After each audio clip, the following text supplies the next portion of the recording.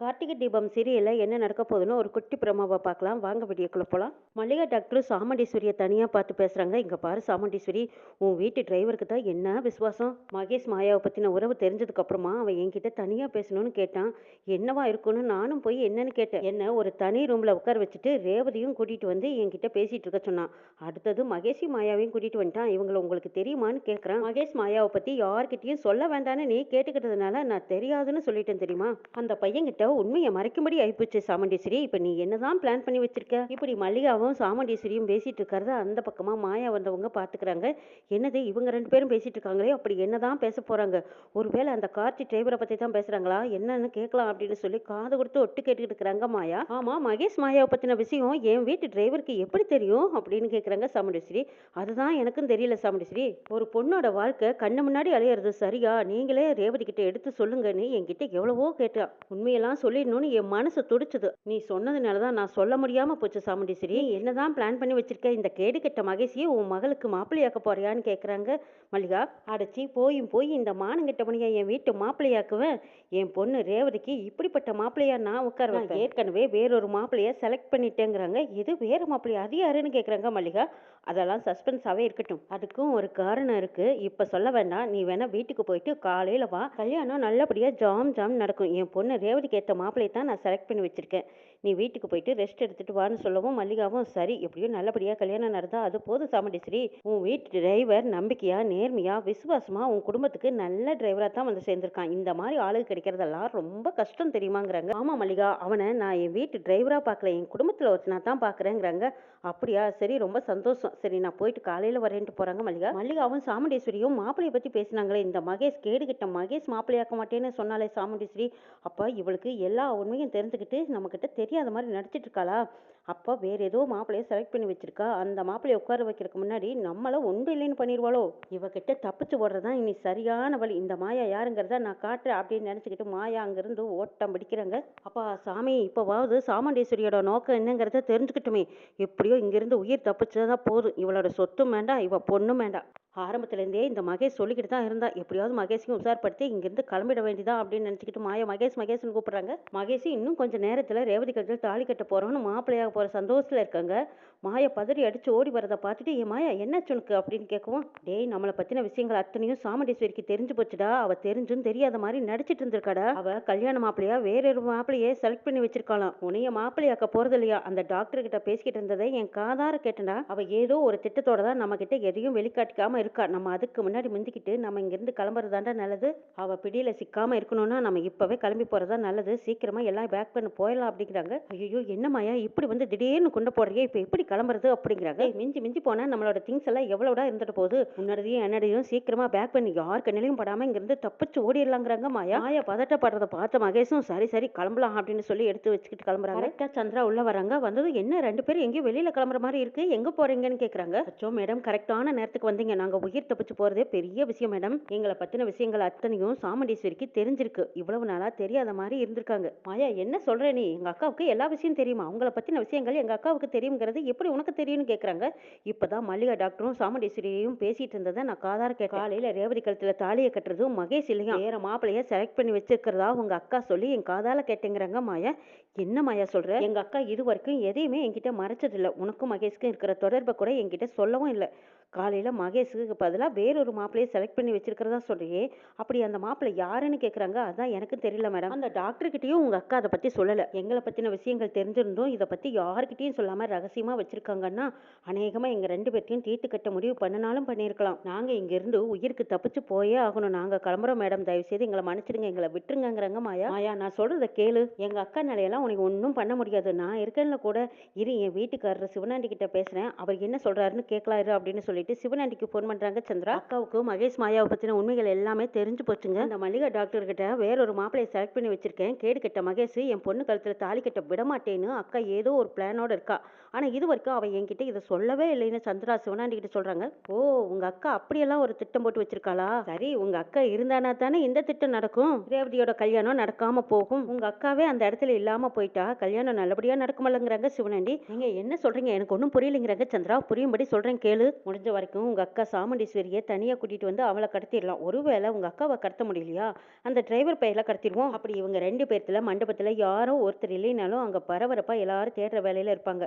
முகூர்த்தத்துக்கு நேராச்சுன்னா உடனே நம்ம மாயாவும் மகேஷையும் கூட்டிட்டு போய் ரேவதி கழுத்துல தாலியை கட்டணும். அங்க மண்டபத்துக்கு தான் வரேன், நம்ம ஆளுகளையும் கூட்டிட்டு வரேன். நான் சொல்றபடி நீங்க எல்லாருமே ரெடியா தயாரா இருங்க. சீக்கிரமா வாங்க, உங்க பிளான் படி எல்லாம் நல்லபடியா நடத்திடலாம் அப்படிங்கிறாங்க சந்திரா. ஆமா சந்திரா, சரி இப்போ போனை வச்சிரு, நீ என்கிட்ட பேசுறது யாருக்கும் தெரிய வேண்டாம்னு சொல்லிட்டு சிவனாண்டி போனை கட் பண்றாங்க. மேடம் நீங்களும் எங்ககிட்ட பேசிட்டு இருக்கிறத சாமுண்டீஸ்வரி பார்த்துட்டாங்கன்னா அவ்வளவுதான், வீணால நம்ம பிளான் எல்லாம் சொதப்பிடும் மேடம், நீங்களும் இங்க இருந்து கிளம்பிடுங்க அப்படின்னு மாயா சொல்லவும், ஆமா எங்க அக்காவுக்கு நீயும் நானும் பேசிட்டு இருக்கிறது தெரிஞ்சாவே சந்தேகப்பட்டாலும் படுவா. விடியிற வரைக்கும் பொறுமையா இருந்து மகேஷ் ரேவதியோட கல்யாணம் நல்லபடியா நடந்து முடிஞ்சதுக்கு அப்புறமா எங்க அக்காவோட முகத்தெரிய கிழிச்சே ஆகணும். அசிங்கப்படுத்தி அவமானப்படுத்தி கூனி குறுகி நிக்க வைக்கணும், இதுதான் என்னோட ஆசைங்கிறாங்க சந்திரா. எப்படியோ மேடம் மகேஷ்க்கு ரேவதிக்கும் கல்யாணம் நடந்தா அதுவே எனக்கு போதுங்கிறாங்க மாயா. கண்டிப்பா நடக்கும், நீ தைரியமா இருன்னு சொல்லிட்டு போறாங்க சந்திரா. அப்பாடா இப்பதான் நீங்க எங்களுக்கு சப்போர்ட்டா இருக்கீங்கன்னு தெரியும் போது எங்களுக்கு நிம்மதியா இருக்குதுங்கிறாங்க.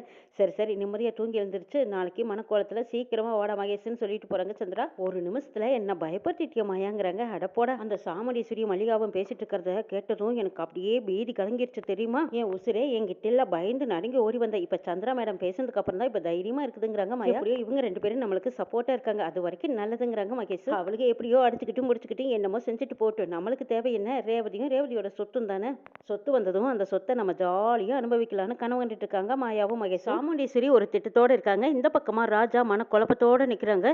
மல்லிகா டாக்டராவது வந்து உண்மையை சொன்னாங்கன்னா இந்த கல்யாணம் ரேவதி மூலமாவே நிக்கும்னு பார்த்தா மல்லிகா டாக்டர் எதுவுமே தெரியாத மாதிரி போறாங்களே. அவங்களுக்கு ஒரு பொண்ணு இருந்து இப்படி கண்ணு முன்னாடி ஒரு அநியாயம் தெரிஞ்சிருந்தும் அந்த பொண்ணுக்கு கல்யாணம் பண்ணி வைப்பாங்களா. மகேஷ் மாயாவுக்குள்ள தவறான தொடர்பு இருக்கிறது தெரிஞ்சிருந்தும் டாக்டர் அம்மா ரேவதி கிட்டையும் சொல்லல, அவங்க நெருக்கமான ஃப்ரெண்டு சாமுண்டீஸ்வரி கிட்டையும் சொல்லாம போறாங்கன்னா டாக்டர் அவ்வளவு என்ன சுயநலவாதிகான்னு நினைக்கிறாங்க கார்த்தி. மாமா குடும்பமும் நம்ம குடும்பமும் ஒன்னு சேரணுங்கிறதுக்காக தான் நான் ஐடியவே மறைச்சிட்டு இந்த குடும்பத்துல நான் டிரைவர் வேலை பார்த்துட்டு இருக்கேன். கண்ணெதிரவே மாமா பொண்ணு ரேவதியோட வாழ்க்கை கெடுறது நம்மளால ஏத்துக்கவே முடியலையேன்னு கார்த்தி குழப்பத்தில் நிக்கிறாங்க. இங்க ராஜராஜாவும் மயில்வாகனமும் பேசிக்கிறாங்க. எப்படியோ கார்த்தி இந்நேரம் மல்லிகா டாக்டர் கிட்ட பேசியிருப்பான், மல்லிகா டாக்டரும் ரேவதி கிட்ட பேசியிருப்பாங்க. ரேவதியும் எனக்கு இந்த மாப்பிள்ள வேண்டாம் அப்படின்னு சொல்லுவா.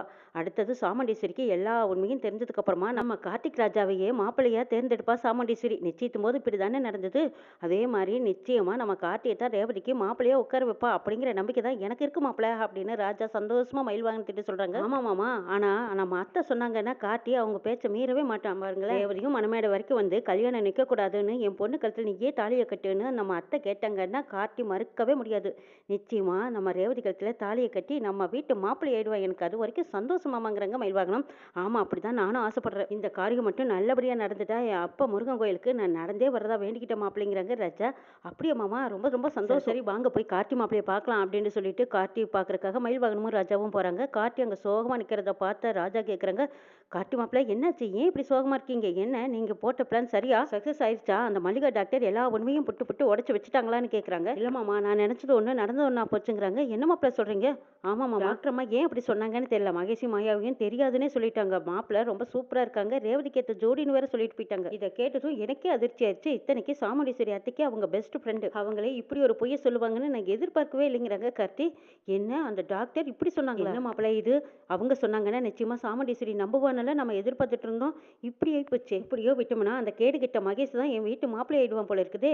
ஐயோ, சாமுண்டீஸ்வரிக்கு இந்த உண்மை தெரியாம அவனை தானே மாப்பிள்ளையா தேர்ந்தெடுத்திருக்கா. ரேவதியும் யதார்த்தமா அந்த மகேஷை நம்பிக்கிட்டு இருக்காளே, இவங்களோட ஊழல் எல்லாம் நமக்கு தெரிஞ்சிருந்து வெளியே சொல்ல முடியாம தவிக்கிறோமே மாப்பிள்ளைங்கிறாங்க ராஜா. ஐயோ மாமா, அங்க பாருங்க 2 எப்படி ஜோடி போட்டுக்கிட்டு வருதுன்னு அப்படின்னு திரும்பி பார்த்தா மகேஷும் மாயாவும் அப்படி கெத்தா வந்துட்டு இருக்காங்க. 2 பேரும் திமிராவும் தெனாவட்டாவும் போறத பார்த்தா கார்த்திக்கு சந்தேகம் வருது. இதை இப்படியே விடக்கூடாது, என்ன செய்யலாம் அப்படின்னு யோசிச்சு பார்த்த மயில்வாகனம், ஐயோ நாம போடுற பிளானை விட பாட்டிக்கிட்ட போய் எல்லா உண்மையும் சொல்லி பாட்டிக்கிட்ட ஐடியா கேட்கலாம். இந்த விஷயத்துல நாம அசால்ட்டா இருந்தோம்னா எனக்கு கிடைக்க வேண்டிய 1000 ஏக்கராவும் போச்சு, நாட்டாம பதவியும் போயிடும். நான் போய் பாட்டியை பார்த்து இதுக்கு ஒரு ஐடியா கேட்டுட்டு வரேன்ட்டு போறேன். பரமேஸ்வரி பாட்டிக்கிட்ட போய் நடந்தது எல்லாம் சொல்லிட்டு இருக்காங்க மயில்வாகனம். அட என்ன பண்ணிங்கால நாட்டாமணி, இதுக்கா இப்படி பயந்து ஓடி வந்த, அந்த நெட்டக்கால மகேசன் இந்த மண்டபத்துல இருந்தா தானே என் பேத்தி கழுத்துல தாலியை கட்டுவான், அவனை கடத்திருங்கடாங்கிறாங்க. அட இந்த ஐடியா நமக்கு தோணாம போச்சே. ஆமா பாட்டி, நீங்க சொல்றதுதான் சரி, அவனை ரூம்ல வச்சு அடைச்சு வச்சதை விட எங்கேயாவது காணாத இடத்துல வாயை கட்டி போட்டுலாம், கார்த்திக்கும் ரேவதிக்கும் கல்யாணம் முடியற வரைக்கும் அவ வராதபடி பண்ணிடலாம் அப்படின்ட்டு மயில்வாகனம் துள்ளி குதிச்சுக்கிட்டு போறாங்க. சாமுண்டீஸ்வரியும் ஒரு பிளானோட இருக்காங்க. இங்க பாட்டி, அருண், ஆனந்த், மயில்வாகனம் இவங்க எல்லாம் ஒரு பிளான் பண்ணி வச்சுட்டாங்க. மகேஷும் மாயாவும் கவலையே இல்லாம அப்பாடா எப்படியோ எல்லாம் சந்திராவும் சிவனாண்டியும் பாத்துக்குவாங்க, நம்மளுக்கு என்ன, எங்கேயோ காத்தடிச்சா எங்கேயோ மழை பெய்யுது, நம்ம காட்டுல ராஜ மழை தான் இல்லையா மாயா அப்படின்னு மாயாவும் மகேஷும் சந்தோஷமா மனமடிக்கு போறாங்க. சிவனாண்டியும் சந்திராவும் எப்படியோ சாமுண்டீஸ்வரியோ அல்லது டிரைவரையோ கடத்திடலாம் அப்படின்னு முடிவோடு இருக்காங்க. மாமா கூட குடும்பம் நல்லா இருக்கணுங்கிறதுக்காக கார்த்திகே திடீர்னு ஒரு முடிவு எடுக்கிறாங்க. வேற வழியே இல்லை, ரேவதி கழுத்துல நம்மளே தாலியை கட்டி நம்ம 2 குடும்பமும் ஒன்று சேர்க்கு இதுதான் சரியான வழின்னு முடிவு எடுத்திருக்காங்க. இந்த கல்யாணத்துல எவ்வளவு சூழ்ச்சி, எவ்வளவு கலாட்டா, எவ்வளவு கலவரம், இது எல்லாம் சரி பண்ணணும்னா கார்த்தி ரேவதி கழுத்தில் தாலி கட்டணும். அதுக்கப்புறமும் கார்த்தி யாருங்கிற உண்மை தெரிஞ்சதும் சாமுண்டீஸ்வரியோட ஆட்டம் இருக்கு. என்ன நடக்க போகுதுன்னு அடுத்த எபிசோட்ல பார்க்கலாம்.